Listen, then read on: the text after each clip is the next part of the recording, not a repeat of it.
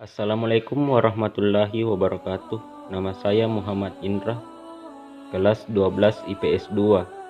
Saya akan menjelaskan berkembangnya Islam di beberapa wilayah di Indonesia, yaitu 1. Sumatera, 2. Jawa, 3. Sulawesi, dan Maluku Utara.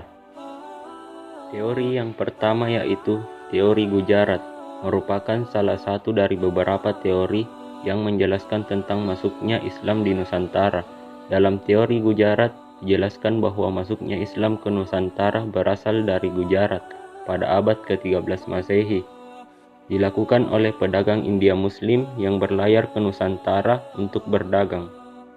Teori Persia, bahwa ajaran Islam masuk ke Nusantara dari bangsa Persia atau wilayah yang kemudian menjadi negara Iran pada abad ke-13 Masehi, didukung oleh Umar Amir Hussein dan Hussein Dejajadiningrat. Abdurrahman Misno dalam Recreation Thorough Selection Modification Antropologi Hukum Islam di Indonesia 2016 menuliskan, Dejajadiningrat berpendapat bahwa tradisi dan kebudayaan Islam di Indonesia memiliki persamaan dengan Persia.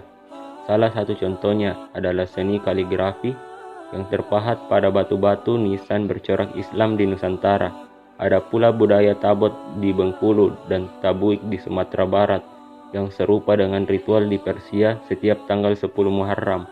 Akan tetapi, ajaran Islam yang masuk dari Persia kemungkinan adalah Syiah. Kesamaan tradisi tersebut serupa dengan ritual Syiah di Persia yang saat ini merujuk pada negara Iran. Teori ini cukup lemah karena mayoritas pemeluk Islam di Indonesia adalah bermazhab Sunni. Teori selanjutnya yaitu teori Arab. Tentang masuknya Islam di Indonesia diperkirakan berasal dari Timur Tengah, tepatnya Arab. Teori Arab Mekkah ini didukung oleh J.C. Van Leeuwen, Anthony Jones, Arnold hingga Abdul Malik Karim Amrullah atau Buya Hamka. Menurut Buya Hamka, Islam sudah menyebar di Nusantara sejak abad ke-7 Masehi. Hamka adalah bukunya berjudul Sejarah Umat Islam 1997 menjelaskan salah satu bukti yang menunjukkan bahwa Islam masuk ke Nusantara dari orang-orang Arab. Bukti yang diajukan Hamka adalah naskah kuno dari Cina yang menyebutkan bahwa sekelompok bangsa Arab telah bermukim di kawasan pantai barat Sumatera pada 625 Masehi. Di kawasan yang pernah dikuasai kerajaan Sriwijaya itu juga ditemukan nisan kuno bertulisan nama Syekh Rukunuddin, wafat tahun 672 Masehi.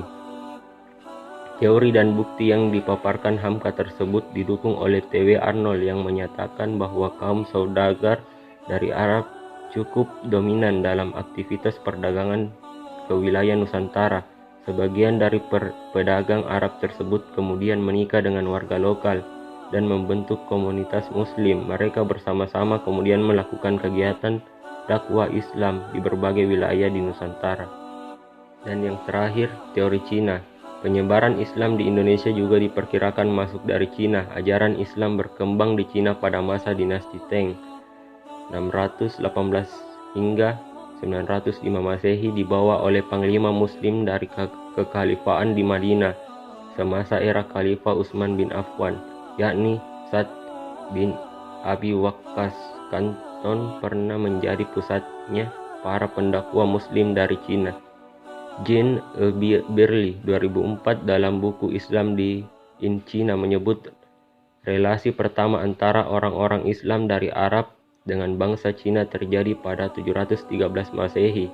Diyakini bahwa Islam memasuki Nusantara bersamaan migrasi orang-orang Cina ke Asia Tenggara. Mereka dan memasuki wilayah Sumatera bagian selatan Palembang pada 879 atau abad ke-9 Masehi. Bukti lain adalah banyak pendakwa Islam keturunan Cina yang punya pengaruh besar di Kesultanan Demak, kerajaan Islam pertama di Jawa seiring dengan keruntuhan Kemaharajaan Majapahit pada perjalanan abad ke-13 Masehi. Sebagian dari mereka disebut Wali Songo.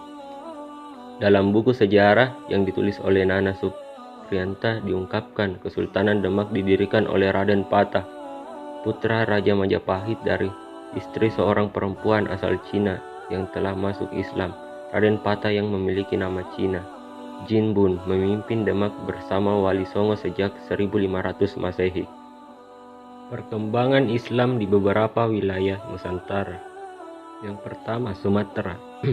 Islam masuk di Sumatera pada abad ke-7 Masehi, yang pada waktu itu di Sumatera telah berdiri kerajaan Buddha di Sriwijaya pada 638 hingga 10.030 Masehi, yang menjadikan Islam masuk ke daerah itu sedikit mengalami kesulitan.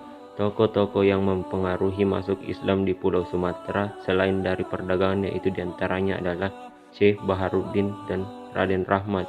Kerajaan Islam juga berperan penting dalam masuknya Islam di Nusantara. Kedua, Jawa. Agama Islam masuk ke Pulau Jawa dibawa oleh pedagang Arab dan disebarkan mubalik dari Pasai, Aceh Utara. Perkembangan di Pulau Jawa itu sejak datangnya Maulana Malik Ibrahim di Gresik, kemudian menjadi pusat penyebaran Islam di Jawa Timur. Yang ketiga, Sulawesi. Kerajaan Wajo resmi memeluk Islam pada tahun 1610. Islamisasi kerajaan Wajo dilakukan oleh Goa Talok. Melalui peperangan Goa Talok berhasil menaklukkan kerajaan Wajo, Bone, dan Soken dan mengislamkan rakyat kerajaan tersebut. Dan yang terakhir, Maluku Utara. Kerajaan Ternate adalah kerajaan terbesar di kepulauan ini. Islam masuk ke wilayah ini sejak tahun 1940, sehingga saat Portugis mengunjungi Ternate pada tahun 1512, Raja Ternate adalah seorang Muslim, yakni Bayang Ullah. Kerajaan lain yang juga menjadi representasi Islam di kepulauan ini adalah Kerajaan Tidore, yang wilayah teritorialnya cukup luas, meliputi sebagian wilayah Halmahera, pesisir barat Kepulauan Papua, dan sebagian Kepulauan Seram. Ada juga Kerajaan Bacan. Raja Bacan pertama yang memeluk Islam adalah Raja Zainulabidin, yang bersyahadat pada tahun 1521. Pada tahun yang sama berdiri pula Kerajaan Jailolo, yang juga dipengaruhi oleh ajaran-ajaran Islam dalam pemerintahannya.